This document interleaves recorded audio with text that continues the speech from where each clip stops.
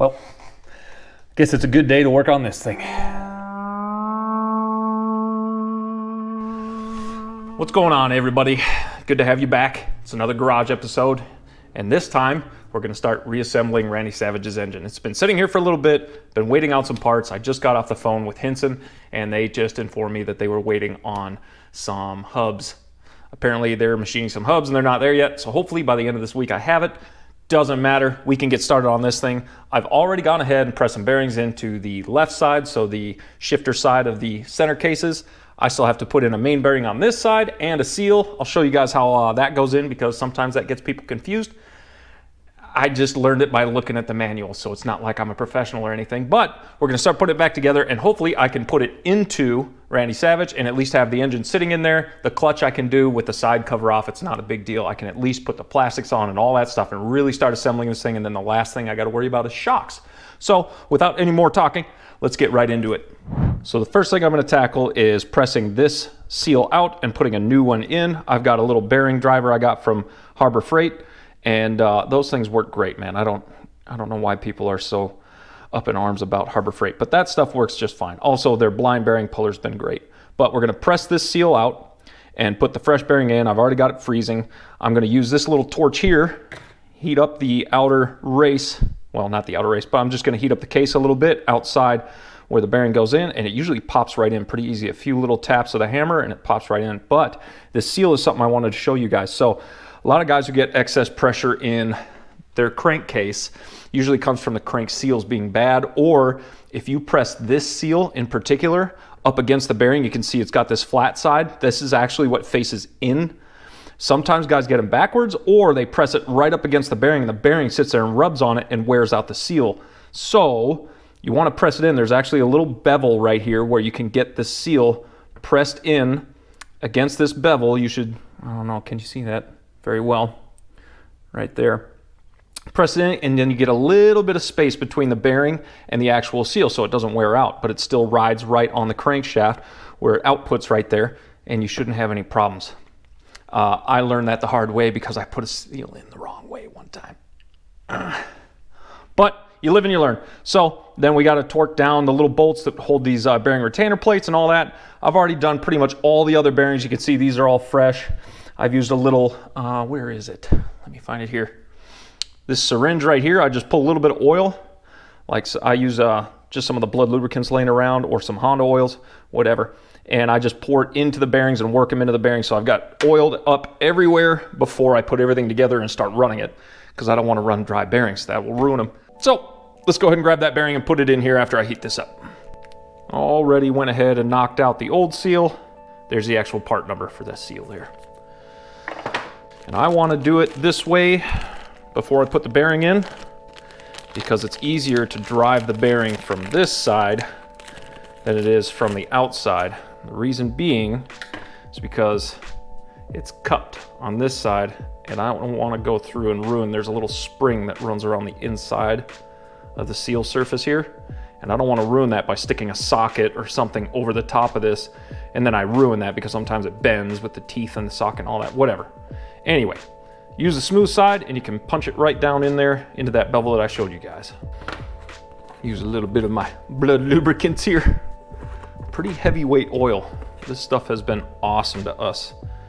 We've found that these blood lubes hold up really well in really hot conditions and long use and stuff like that. So we've had really good luck so far with blood lubes. So I will use it just about everywhere. And I definitely want to oil up this seal so that it doesn't burn out with that crank spinning on it right away. Anybody taking bets on how many kicks it's going to take to turn this thing over and get it started? I don't know. Get in there. Ooh, ooh, ooh, ooh. Gently, gently. Now, get out of here. And I think I have a 59 millimeter bearing driver on here right now. Since it's a 60 millimeter seal, it works just right. All right, seal is in. Just checking to make sure it's flush.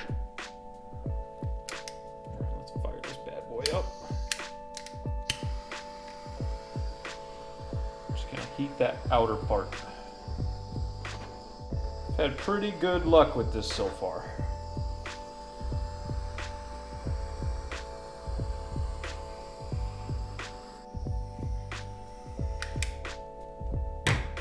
All right, and there's the big bearing all frozen. My gosh, that's nice and cold. All right. You definitely want it with the bevel out. Oh, I could almost get it in there with just the fingers. Okay, quick. I think we just bottomed out. Let me double check. Went in a little bit crooked at first. So now, yep, we are in there. Just bottomed out. I heard the tone change as this thing sank all the way in there. Also, if you take one of these little retaining keys, these little retainer plates, set it on there, they'll slide back and forth flush over the lip of the bearing and the little machine spot in the case where they go. Right there, you see what I'm talking about? That little lip on the outside of the bearing. Should be able to slide your little retaining plate back and forth over it. And I've already cleaned the threads on these bolts, but just a little bit of red Loctite, and I believe these are torqued to 12 foot-pounds. By the way, if you guys want to build your own engines, just look up Manual's Lib or anything like that. They've got everything in there to help you put this thing back together, and then I just look at other schematics to see the order in which things go together, which mainly comes down to like the transmission over there. That one scares me. Nothing like getting it all the way back together, finding out you got 6 reverse gears. That's impossible in this thing, but whatever, you get my point. I definitely want to double check, make sure that plate isn't on there crooked or something, and then it tightens down all weird. Definitely don't want that happening, especially with the crank sitting in there.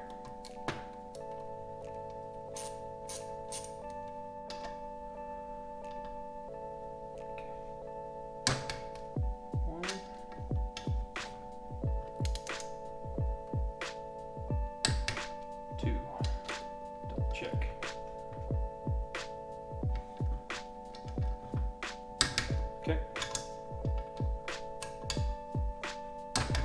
All right. I've already gone through, hit all the other retaining plates. All the bearings in there are new and oiled up. So I'm gonna add a little bit of oil to this one. Definitely don't want to put your Loctite over there and get it confused. That would suck. All right. Work that in there. Oh, that is so smooth. It's amazing the difference between an engine that has, we'll say, 20 hours on it, 30 hours on it, and something that has brand spanking new bearings in it. It just feels so tight. Doesn't make a lot of noise. Can't wait to see what it feels like with good piston and a polished crank. Not sure what that's like yet. We're about to find out. All right, time to start putting the cool stuff in there. Rebuilt OEM crank. Thank you, Crankworks. Now the reason why I have some 4x4s on the table here is, well, because I don't have an engine stand yet, and this stuff seems to work really well. It's just tall enough so that I can actually set the crank in and I'm not hitting the bottom here. But it works. Time to put on our inner case gasket.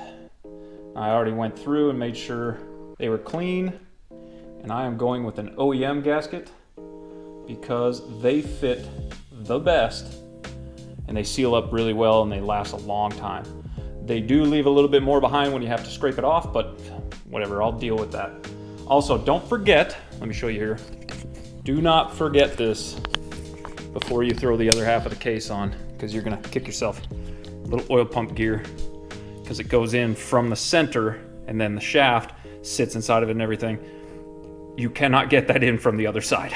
It's held in when the cases are pinched together, so do not forget your oil pump gear. Don't forget that guy either. It's like your little baffle, your oil baffle. Okay. Gently.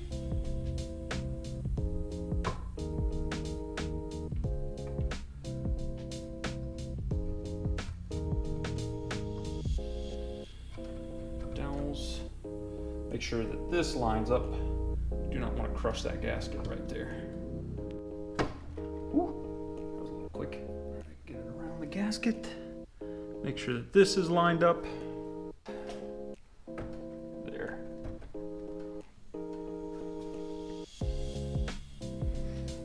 Okay. Tap it in. Tap it in. Tap it in. Just tap it in.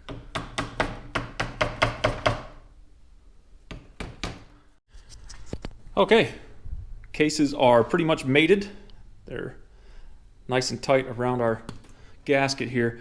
Another thing, when you're throwing these together and you're tapping on these cases, don't just start hammering away, because sometimes inside the bearing on this side, your little shift drum could be offset just a little bit and you're just pounding it against this bearing. So if it's not going together right away real smooth, I mean, you'll tap on it a little bit, but then check that this is actually centered in this hole right here, this bearing, and then it should slide together. Perfect. Now it's time to start putting the bolts in. Got my handy dandy cardboard here, but I did just realize something. That little oil retainer pin, that all this does, that little pin, this is the OEM one, is it holds down your little oil pickup.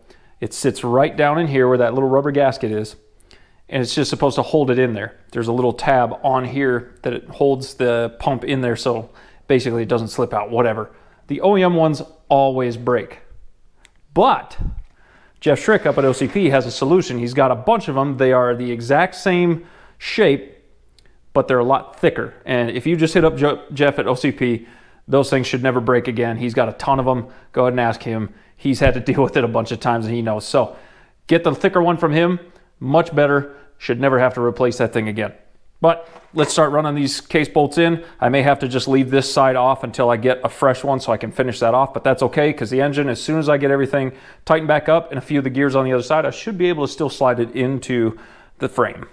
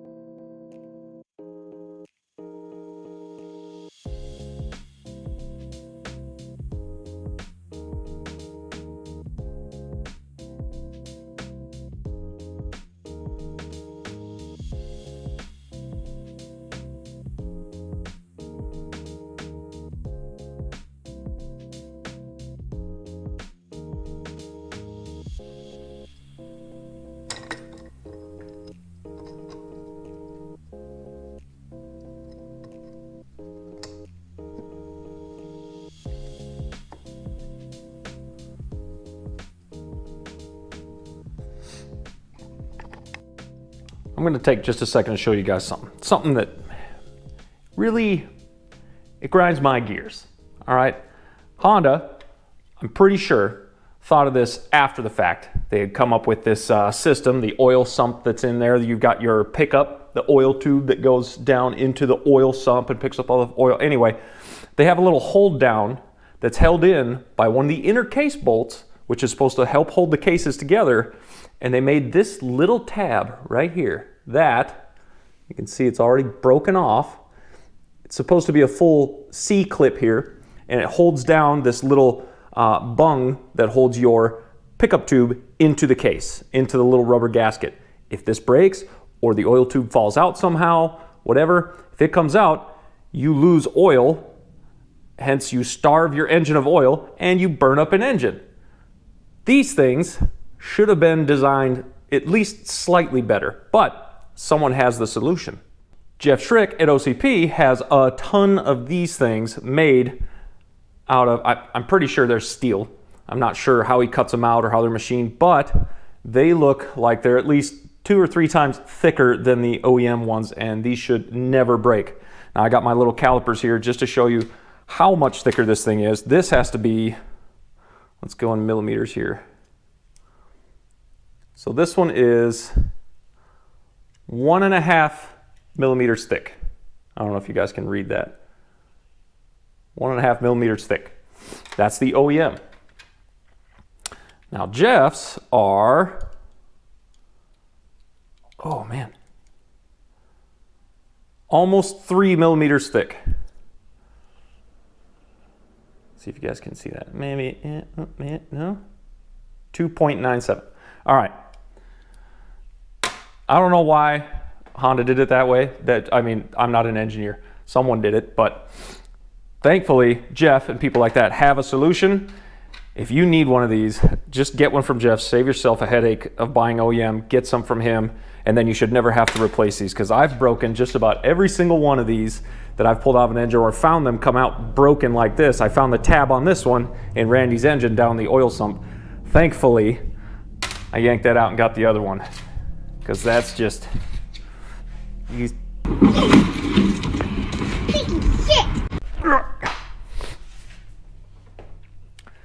Back to the video.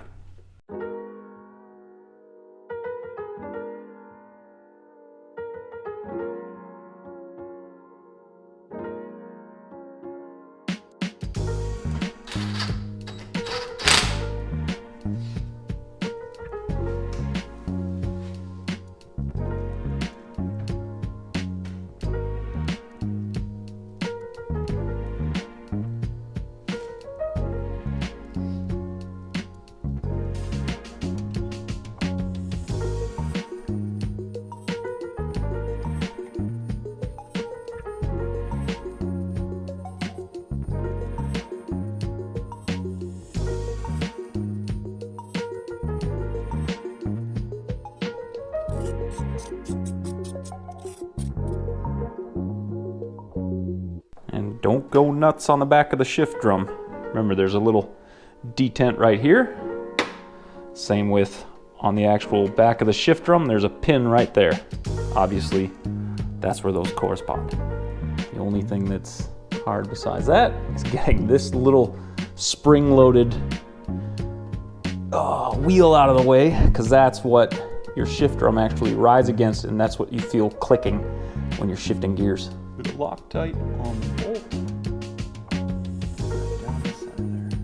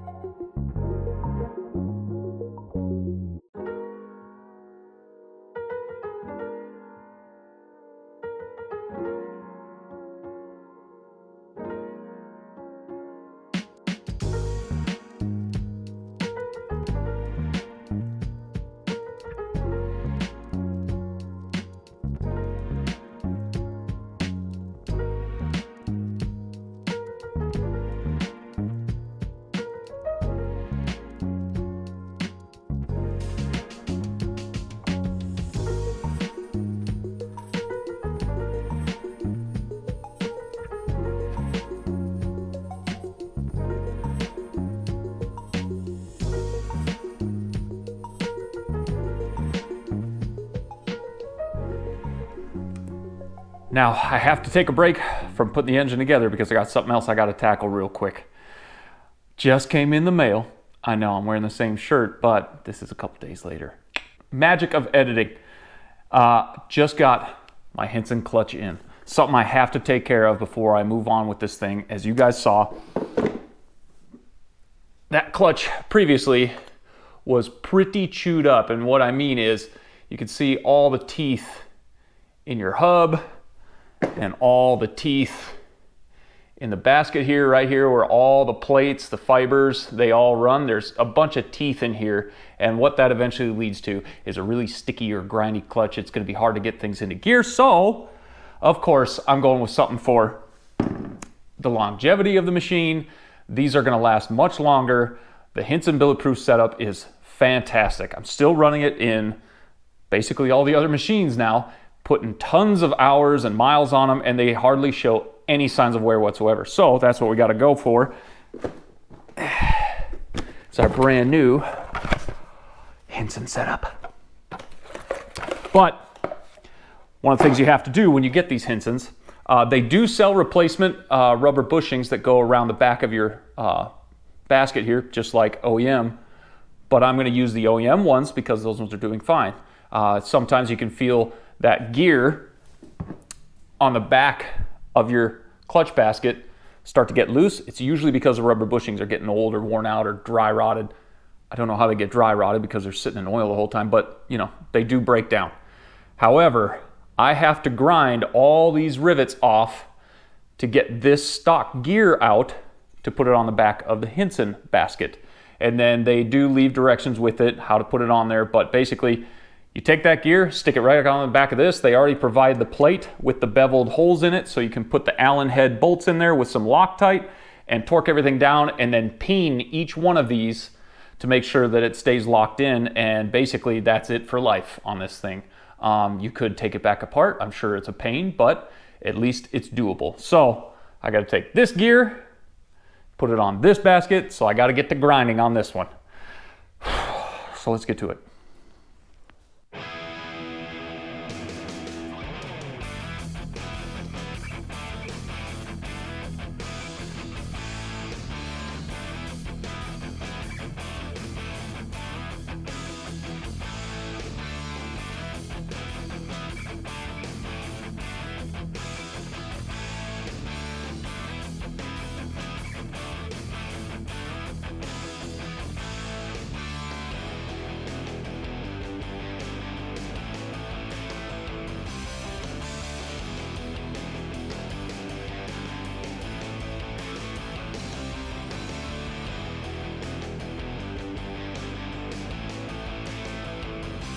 Now, when you do the bolts on these little recessed Allen head bolts, it is recommended that you use the red 272 thread locker. This is the higher temp thread locker. There's like a 271, there's like a 263, whatever. Recommended you use red thread locker 272, either it's Loctite or it says Permatex. Either way, they both have the same number, 272, which is the higher temperature. I think it's like 450 degrees. Meant for all these internal parts that have high friction, high heat, stuff like this. So make sure you get yourself a bottle of that, which is getting freaking expensive now.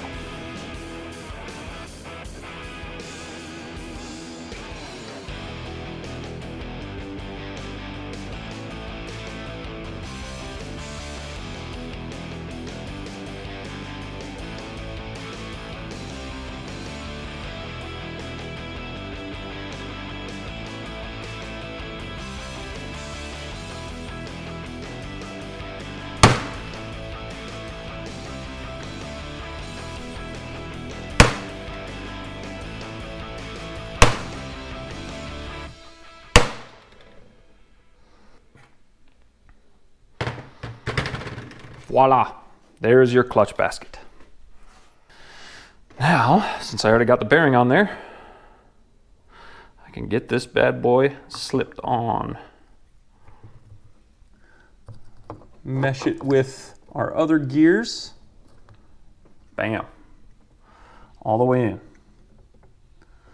It's a thing of beauty. Slide our hub in. Find the teeth. I already got our washer in there, okay. Our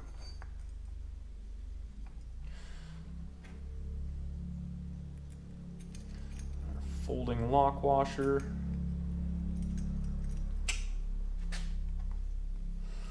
And this big guy.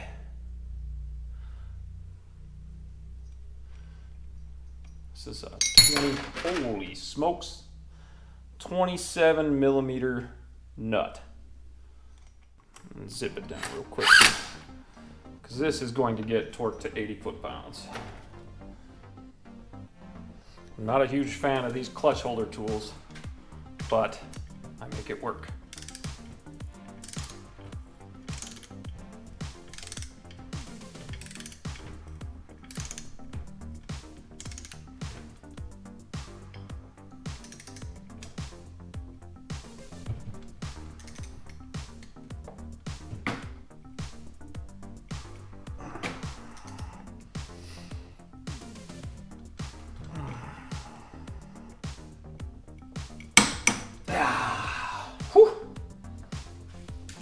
Yeah, these just flex a little bit, so I gotta tighten the heck out of them, but that one worked. I just don't want it to flex and then it skips while I'm trying to tighten it down, because that has happened before. Thankfully, I didn't damage the clutch I was working on. Whew. Tight! Now you absolutely can do this on the quad. I thought about doing that, but I already had it sitting right here in front of me. It's easy to reach, so. However, if you've got the engine mounts and everything in there and you mount this thing inside the frame, it is so much easier to just crank on it without worrying about having to hold it down on the bench. Although that worked out pretty well because I had the leverage of the bench here. So moving on. All right, now we can put gasket on, make sure I got my dowel pins in here. And then, yeah, I should be able to tighten it all down. Fresh OEM gasket. Oh. Don't forget, throw your little water jacket in there, the rubber seal. That's your coolant pass through.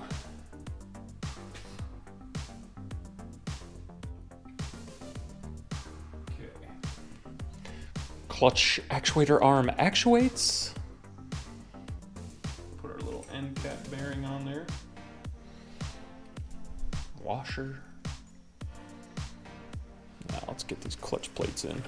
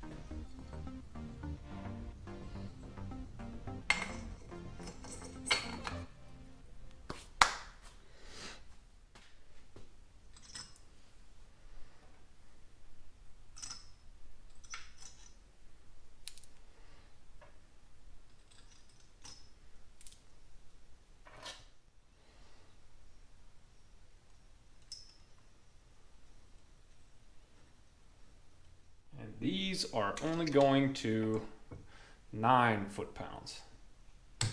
So I believe that is what factory calls for.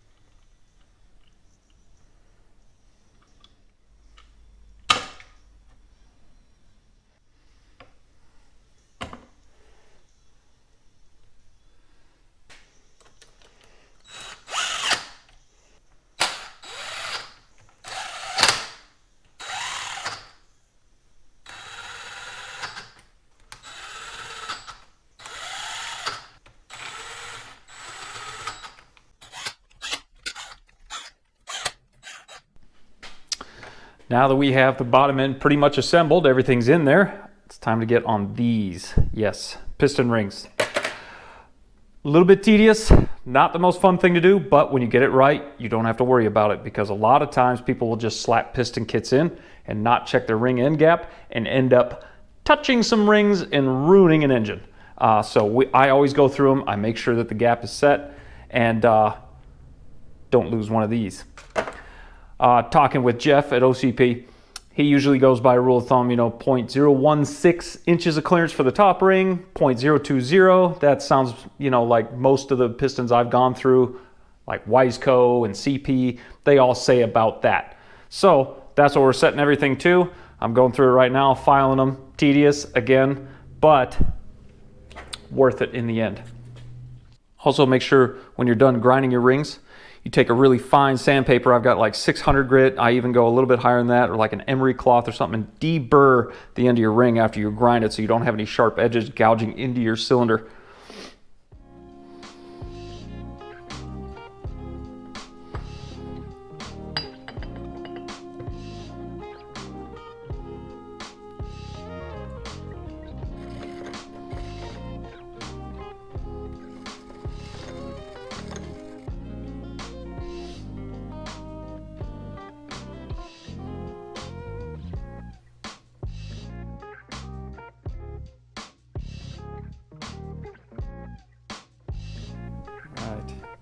Exhaust side, that way.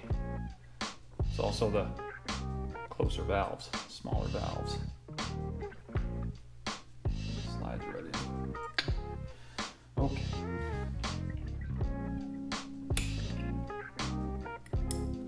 There we go. Snapped in. Already oiled up the cylinder, so it's ready to go on, but I hate to cover up such beautiful things. I mean, look at that JE piston, man. They look so good. Now comes the fun part of compressing rings. Been pretty lucky to get this by hand most of the time.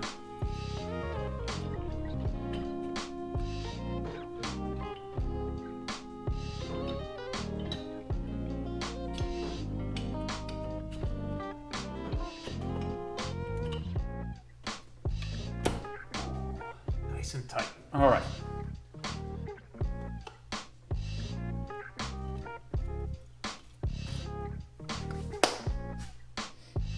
And of course, to top it all off, that beautiful head. Man, that thing is so nice. Can't wait to rip it.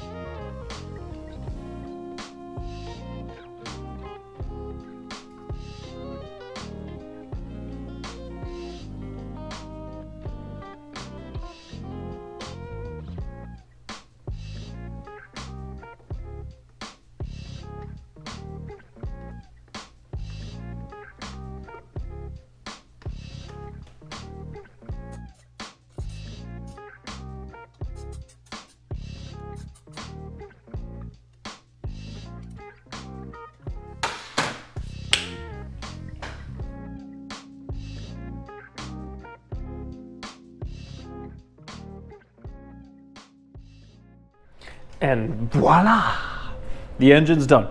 You guys might have seen me screwing around with the valve cover just a little bit, kind of wiggling around. Something that happens quite often, and I don't think people really realize it because it's just a rubber seal, but inside the spark plug tube right here, or basically right in the valve cover where your rubber seal goes on the back side of the valve cover, a lot of times that gets pinched or someone doesn't seat it right. I had to keep working it back and forth until it actually worked its way around the spark plug tube basically and got a good seal. Sometimes that gets pinched or there's a gap or something gets cut, and then you end up getting a lot of oil out of your weep hole down here. That's basically what it is it drains into the spark plug tube, and then this allows the spark plug tube to drain. So take your time just putting that thing on there and make sure all the seals are set, and then once you feel these bolts bottom out, tighten them down, leave them alone. Because a lot of times below the shoulder of those bolts, the threads are going to snap off, which I've had happen. I've had to go digging bolts out of the actual head. So take your time. But let's get this thing into the quad and get that thing sitting on the ground with the engine in it. Oh, this is so much easier without having the starter and everything on there. It is not nearly as heavy. Okay. Rotate it into place. Now I got my little mallet underneath here. Try to hopefully hold this thing up. Okay. I actually have to lift the engine just a little bit to get that pivot bolt in. Oh, we are right on it. Oh, that's a toughie.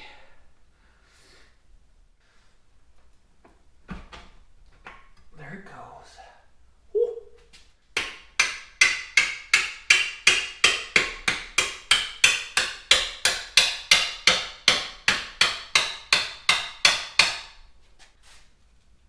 There. Almost. Bam! We're in there. Okay, next day, last night got the engine in, got this thing sitting in there, finally mounted. I'm going through and I'm tightening bolts right now, but it's finally in the machine and I can tighten it down. Now I'm just gonna go through and start routing hoses and stuff like that. I've got all these breather hoses I gotta put in there.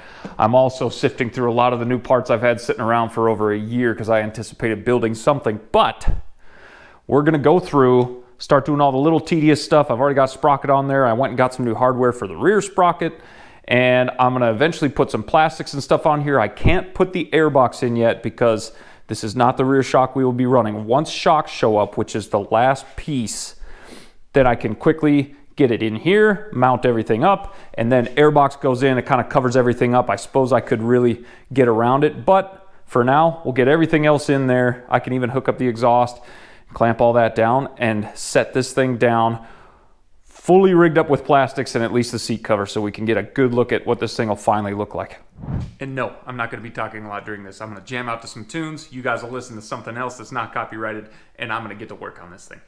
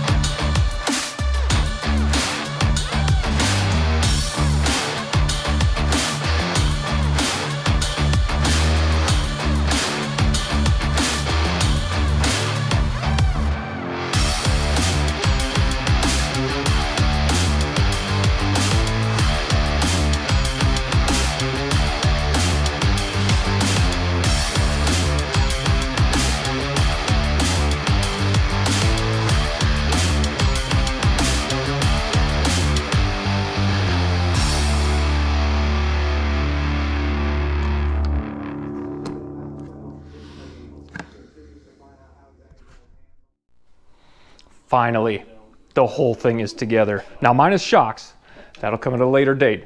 This quad is finally together. The engine's assembled, it's in, it's all mounted, everything's tightened down and torqued down. I filled it with fluids because I want to hear this thing, and now you guys get to hear it too with that Rossier R5 on there.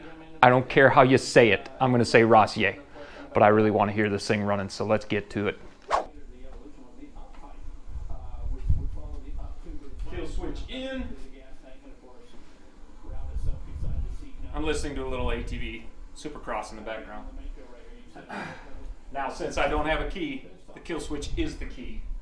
See if we can do this sitting down.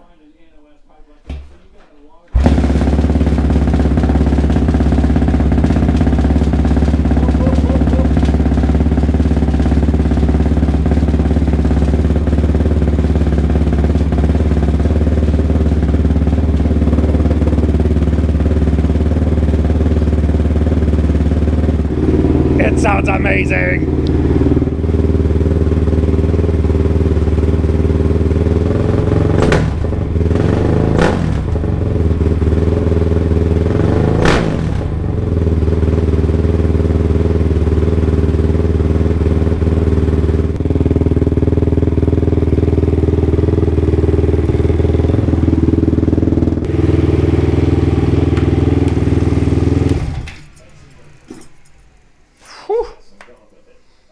I'm gonna kill it just because I've got some break-in time to still do on it, so I don't want to rev it too much, but I'm gonna keep cycling it through, get about an hour of break-in time on it, just idling and doing that.